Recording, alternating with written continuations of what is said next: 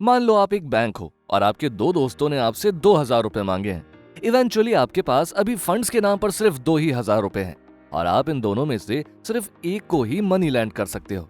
आपका friend number 1 यानी कि F1 उधार लौटाने में बिल्कुल अच्छा नहीं है। 1,000 रुपए लेता है तो कई बार वापस ही नहीं करता और कई बार सिर्फ 600-700 रुपए देकर वापस छोड़ देता है। आपके उससे पिछले ट्रांजैक्शंस अच्छे नहीं रहे हैं। वहीं आपका फ्रेंड नंबर 2 यानी कि F2 उधार समय पर वापस करता है और पूरे पैसे वापस करता है, कोई बकाया नहीं रखता। आप इन दोनों में से किसे अपने पैसे दोगे? जाहिर सी बात है, फ्रेंड नंबर 2 को।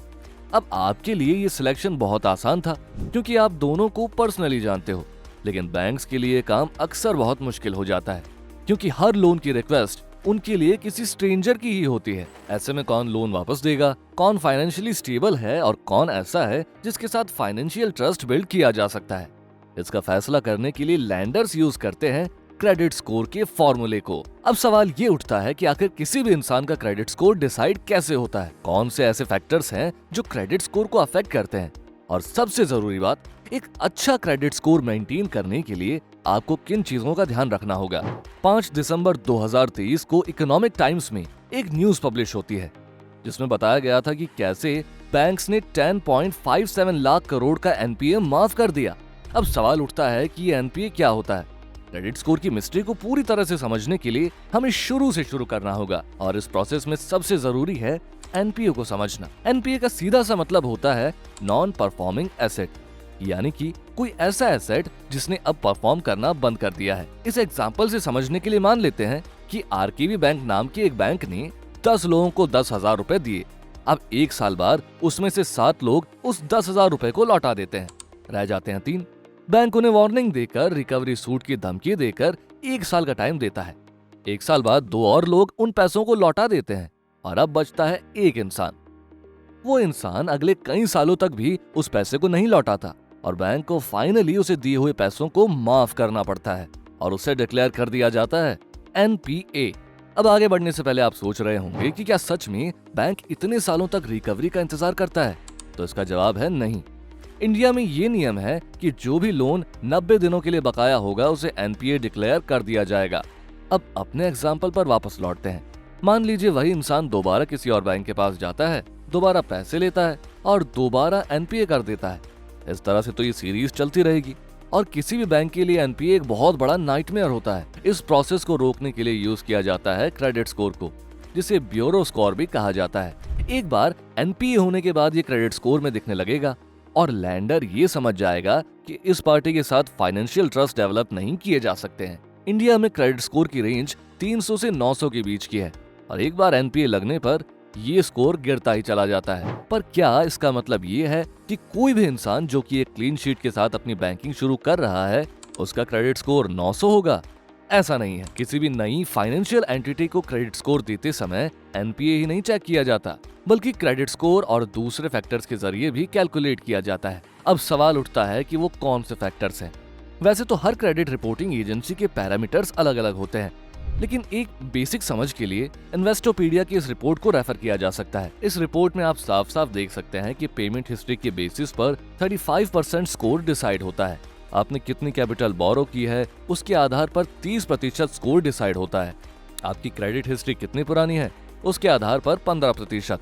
आप नए क्रेडिट कितनी फ्रीक्वेंटली ले रहे हैं उसके आधार पर 10% और क्रेडिट मिक्स के आधार पर 10% क्रेडिट स्कोर डिसाइड होता है। अब इसे और आसानी से समझने के लिए मान लेते हैं कि क्रेडिट स्कोर एक एग्जाम है जिसमें मैक्सिमम मार्क्स 900 मिलते हैं। इस हिसाब से आपके अकाउंट में कितनी कैपिटल रहती है, आप मिनिमम बैलेंस को भी यूटिलाइज तो नहीं कर लेते, इन सब के बेसिस पर आपको मिलते हैं 900 में से 305 नंबर। 270 नंबर आपको मिलते हैं इस बात के कि आपने कितना अमाउंट बोरो किया हुआ है और आप उसे कैसे चुका रहे हैं। 135 नंबर मिलते हैं आपकी हिस्ट्री के, यानी कि अगर कोई इंसान 5 साल से क्रेडिट कार्ड यूज कर रहा है तो मान लेते हैं कि उसे 135 में से 90 नंबर मिले हैं। ऐसे में अगर कोई 6 सालों से यूज कर रहा होगा तो उसे कम से कम 90 से ज्यादा तो मिलेंगे ही। आप क्रेडिट कार्ड्स के लिए या किसी लोन के लिए कितना अप्लाई कर रहे हो, आपकी उस एप्लीकेशन को कितना अप्रूवल मिल रहा है, इसके आपको मिलेंगे 90 नंबर। तो कुल मिलाकर ये कुछ तरीके थे जिनसे एजेंसी आपका क्रेडिट स्कोर बनाती है। अब ये तो था बैकएंड का प्रोसेस।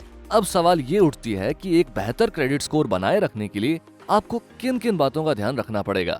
नंबर 1, अगर आपने कोई लोन बोरो किया है तो उसकी पेमेंट टाइम टू टाइम करते रहें।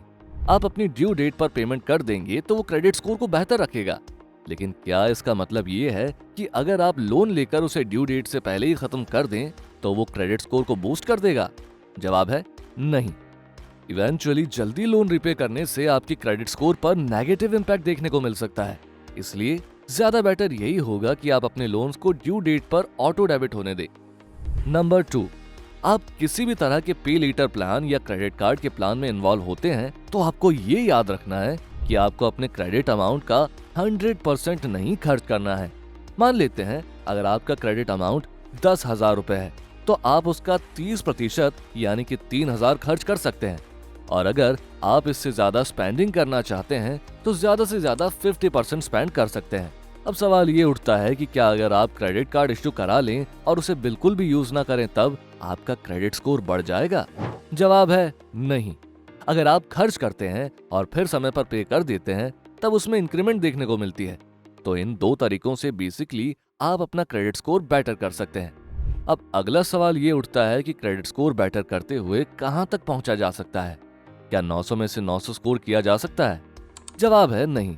इंडिया में 63% फाइनेंशियल एक्टिव लोग ऐसे हैं जिनका क्रेडिट स्कोर 300 से 747 के बीच था। इवेंचुअली अगर आपका क्रेडिट स्कोर 750 के ऊपर है तो आप इंडिया के टॉप 1% में आते हैं। इसे चेक करने के लिए आप CIBIL की वेबसाइट पर जा सकते हैं, जहां आप अपनी नॉर्मल KYC डिटेल्स को एंटर करके क्रेडिट स्कोर चेक कर सकते हैं।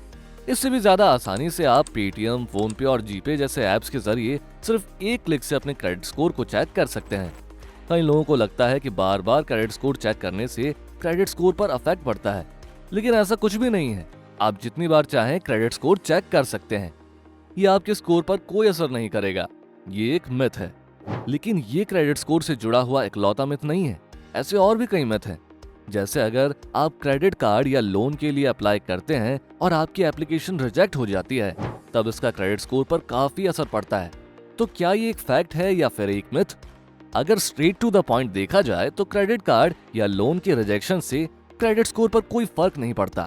लेकिन अगर आप बार बार क्रेडिट कार्ड या लोन के लिए अप्लाई कर रहे हैं और बार बार आपकी रिक्वेस्ट रिजेक्ट हो जा रही है तो इससे एक नेगेटिव इम्पैक्ट क्रिएट होता है। लेंडर्स आपको एक रिस्क फैक्टर की तरह ट्रीट करने लग जाते हैं।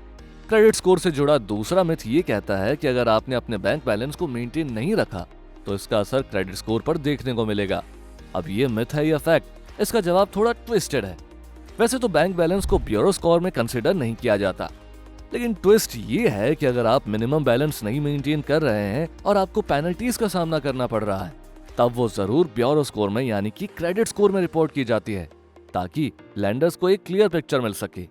वैसे अब मिनिमम बैलेंस की बात चल ही रही है तो इससे जुड़ा भी एक मिथ डिबंक कर ही लेते हैं। कई लोगों को लगता है कि मिनिमम बैलेंस को हर समय मेंटेन करना पड़ता है, जबकि ऐसा नहीं है।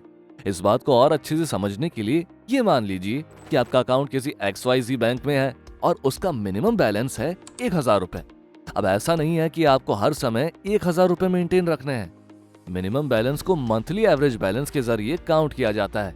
जैसे 1 तारीख को आपके अकाउंट में 700 रुपए थे, 2 को वो 500 हो गए, 3 को वो 300 हो गए, 4 को 4,000 हो गए और 5 को 5,000। ऐसे में 5 दिनों का बैलेंस हुआ 10,500 और एवरेज बैलेंस हुआ 2100, जो कि मिनिमम बैलेंस से ज्यादा है। क्रेडिट स्कोर से जुड़ी मिथ तो डिबंक हो गई, लेकिन अभी भी बहुत सारे लोगों का ये सवाल होगा कि एक अच्छा क्रेडिट स्कोर होने की जरूरत ही क्या है। अगर आपकी लाइफ डेबिट कार्ड पर चल रही है तो क्रेडिट कार्ड से जुड़े कॉन्सिक्वेंसेस के बारे में सोचना ही क्यों? अब फिलोसफिकली देखा जाए तो ये सही है, लेकिन प्रैक्टिकली ये बिल्कुल गलत है। ऐसा इसलिए क्योंकि कोई भी इंसान ये नहीं जानता कि उसे लोन की जरूरत कब पड़ जाए। जिस तरह का फाइनेंशियल इकोसिस्टम क्रिएट हो चुका है, कोई भी अपर मिडिल क्लास इंसान सिर्फ एक मेडिकल बिल दूर है फाइनेंशियल इकोसिस्टम में एक्सपोज होने के लिए। ऐसे में कुल मिलाकर ये कहा जा सकता है कि आपको क्रेडिट कार्ड नहीं लेना तब भी, लोन नहीं लेना तब भी आपको अपने क्रेडिट स्कोर के प्रति अवेयर रहना चाहिए, ताकि इन फ्यूचर आप इसे एक एसेट की तरह यूज कर सके। तो क्या आप अपने क्रेडिट स्कोर से अवेयर हैं? कमेंट करके बताइए आपका क्रेडिट स्कोर कितना है। वीडियो को अंत तक देखने के लिए धन्यवाद।